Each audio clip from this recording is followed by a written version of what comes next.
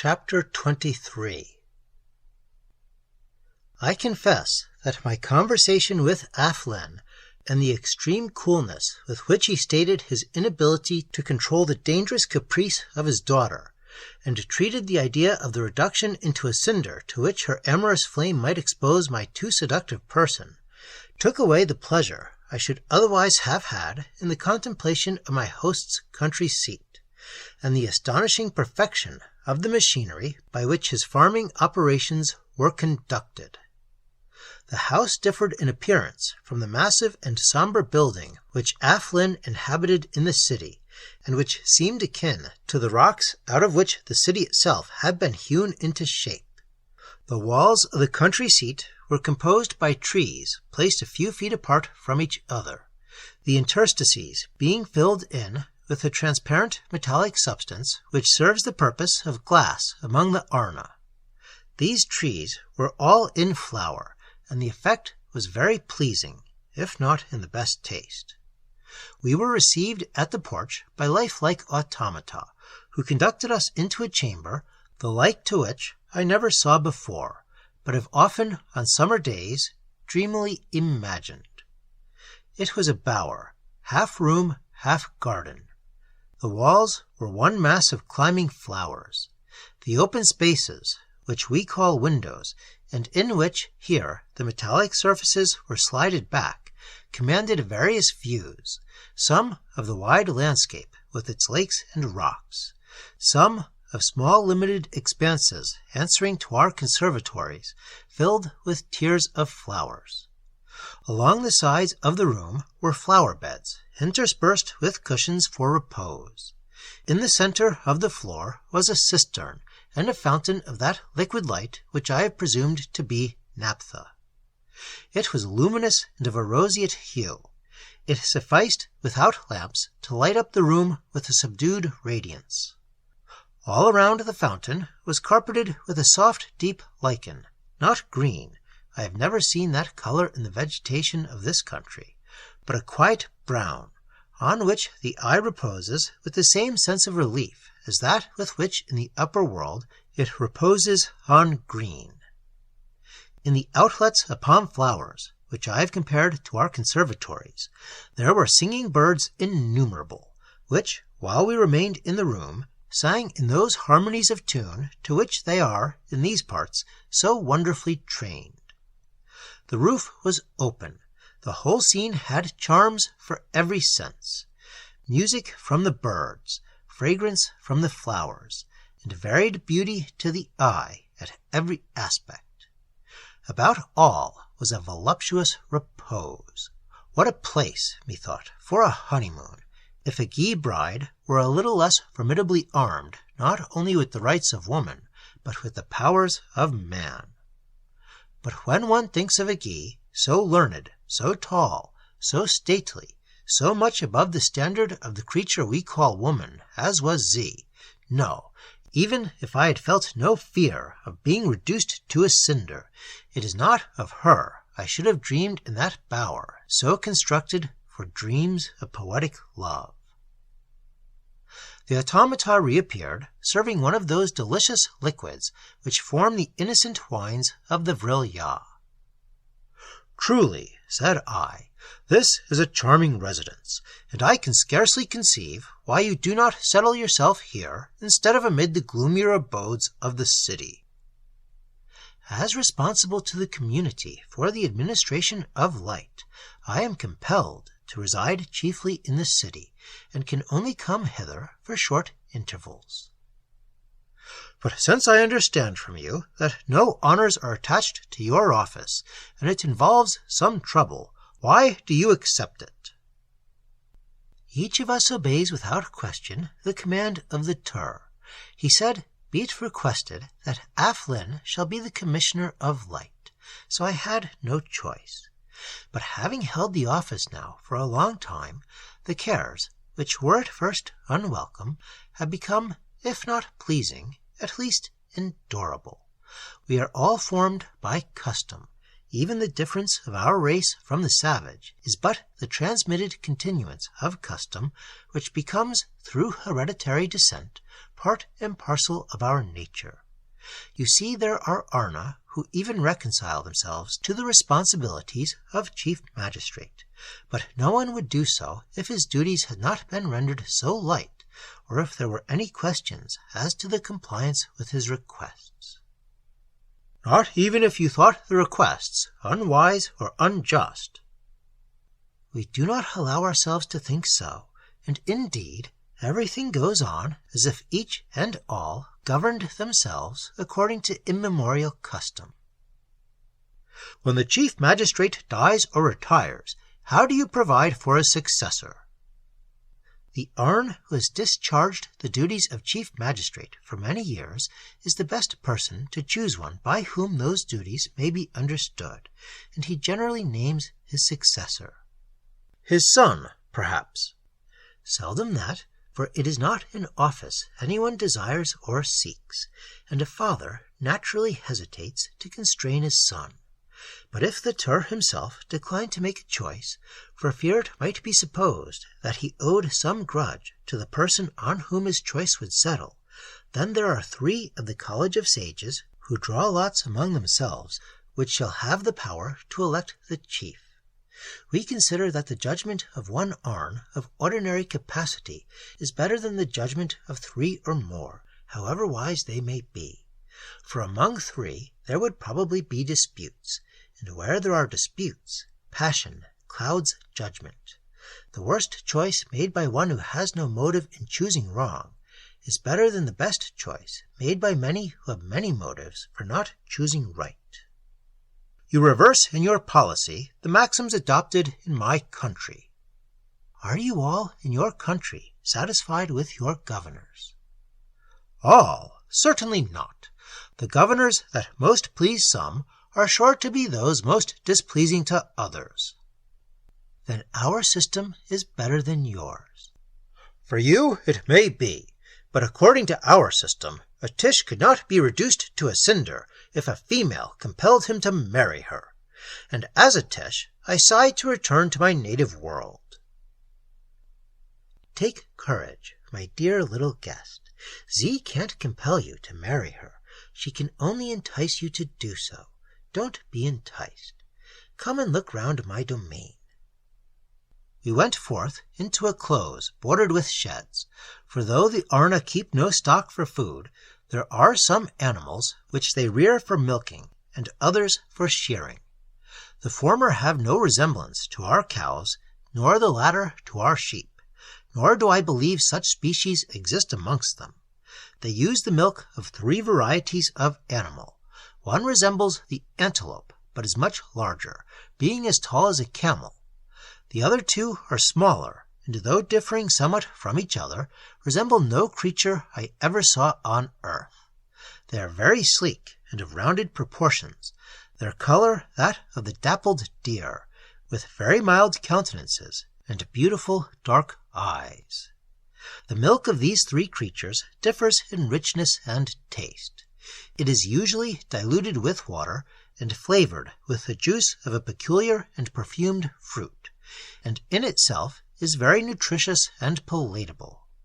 The animal whose fleece serves them for clothing and many other purposes is more like the Italian she-goat than any other creature, but is considerably larger, has no horns, and is free from the displeasing odor of our goats. Its fleece is not as thick, but very long and fine. It varies in color, but is never white, more generally of a slate-like or lavender hue. For clothing, it is usually worn dyed to suit the taste of the wearer. These animals were exceedingly tame, and were treated with extraordinary care and affection by the children, chiefly female, who tended them. We then went through vast storehouses filled with grains and fruits. I may here observe that the main staple of food among these people consists, firstly, of a kind of corn much larger in ear than our wheat, and which, by culture, is perpetually being brought into new varieties of flavor, and secondly, of a fruit of about the size of a small orange, which, when gathered, is hard and bitter. It is stowed away for many months in their warehouses, and then becomes succulent and tender. Its juice, which is of a dark red color, enters into most of their sauces. They have many kinds of fruit of the nature of the olive, from which delicious oils are extracted. They have a plant somewhat resembling the sugar cane, but its juices are less sweet and of a delicate perfume. They have no bees nor honey-making insects, but they make much use of a sweet gum that oozes from a coniferous plant, not unlike the araucaria. Their soil teems also with the esculent roots and vegetables, which it is the aim of their culture to improve and vary to the utmost. And I never remember any meal among this people, however it might be confined to the family household, in which some delicate novelty in such articles of food was not introduced. In fine, as I before observed, their cookery is exquisite, so diversified and nutritious that one does not miss animal food, and their own physical forms suffice to show that, with them at least, meat is not required for superior production of muscular fiber. They have no grapes. The drinks extracted from their fruits are innocent and refreshing. Their staple beverage, however, is water, in the choice of which they are very fastidious, distinguishing at once the slightest impurity. My younger son takes great pleasure in augmenting our produce, said Athlin as we passed through the storehouses, and therefore will inherit these lands, which constitute the chief part of my wealth. To my elder son, such an inheritance would be a great trouble and affliction. Are there many sons among you who think the inheritance of vast wealth would be a great trouble and affliction? Certainly. There are indeed very few of the Vrilya who do not consider that a fortune much above the average is a heavy burden. We are rather a lazy people after the age of childhood, and do not like undergoing more cares than we can help, and great wealth does give its owner many cares. For instance, it marks us out for public offices, which none of us like and none of us can refuse. It necessitates our taking a continued interest in the affairs of any of our poorer countrymen, so that we may anticipate their wants and see that none fall into poverty. There is an old proverb amongst us which says, "The poor man's need is the rich man's shame." Pardon me if I interrupt you for a moment. You allow that some, even of the Vrilya, know want and need relief. If by want you mean the destitution that prevails in a kumpash, that is impossible with us, unless an Arn has, by some extraordinary process, got rid of all his means, cannot or will not emigrate, and has either tired out the affectionate aid of his relations or personal friends, or refuses to accept it. Well, then, does he not supply the place of an infant or automaton, and become a laborer, a servant? No, then we regard him as an unfortunate person of unsound reason, and place him, at the expense of the state, in a public building, where every comfort and every luxury that can mitigate his affliction are lavished upon him. But an Arn does not like to be considered out of his mind, and therefore such cases occur so seldom that the public building I speak of is now a deserted ruin, and the last inmate of it was an Arn whom I recollect to have seen in my childhood. He did not seem conscious of loss of reason, and wrote glaubs, poetry. When I spoke of wants, I meant such wants as an Arn with desires larger than his means sometimes entertains, for expensive singing birds, or bigger houses, or country gardens. And the obvious way to satisfy such wants is to buy of him something that he sells. Hence Arna like myself, who are very rich, are obliged to buy a great many things they do not require, and live on a very large scale where they might prefer to live on a small one. For instance, the great size of my house in the town is a source of much trouble to my wife, and even to myself, but I am compelled to have it thus incommodiously large, because, as the richest Harn of the community, I am appointed to entertain the strangers from the other communities when they visit us, which they do in great crowds twice a year, when certain periodical entertainments are held, and when relations scattered throughout all the realms of the Rilya joyfully reunite for a time. This hospitality, on a scale so extensive, is not to my taste, and therefore I should have been happier had I been less rich. But we must all bear the lot assigned to us in this short passage through time that we call life. After all, what are 100 years, more or less, to the ages through which we must pass hereafter? Luckily, I have one son who likes great wealth. It is a rare exception to the general rule, and I own I cannot myself understand it. After this conversation, I sought to return to the subject which continued to weigh on my heart, namely, the chances of escape from Z. But my host politely declined to renew that topic, and summoned our airboat. On our way back, we were met by Z, who, having found us gone on her return from the College of Sages, had unfurled her wings and flown in search of us. Her grand, but to me unalluring, countenance brightened as she beheld me, and, poising herself beside the boat on her large outspread plumes, she said reproachfully to Athlin, "Oh, father, was it right in you to hazard the life of your guest in a vehicle to which he is so unaccustomed? He might, by an incautious movement, fall over the side. And alas, he is not like us, he has no wings. It were death to him to fall. Dear one," she added, accosting my shrinking self in a softer voice, "have you no thought of me, that you should thus hazard a life which has become almost a part of mine? Never again be thus rash, unless I am thy companion. What terror thou hast stricken into me!" I glanced furtively at Athlin, expecting, at least, that he would indignantly reprove his daughter for expressions of anxiety and affection, which, under all the circumstances, would, in the world above ground, be considered immodest in the lips of a young female addressed to a male not affianced to her, even if of the same rank as herself. But so confirmed are the rights of females in that region, and so absolutely foremost among those rights do females claim the privilege of courtship, that Athlin would no more have thought of reproving his virgin daughter than he would have thought of disobeying the orders of the Tur. In that country, custom, as he implied, is all in all. He answered mildly, "Z, the Tish is in no danger, and it is my belief that he can take very good care of himself. I would rather that he let me charge myself with his care. O heart of heart, it was in the thought of thy danger that I first felt how much I loved thee." Never did a man feel in such a false position as I did. These words were spoken loud in the hearing of Z's father, in the hearing of the child who steered.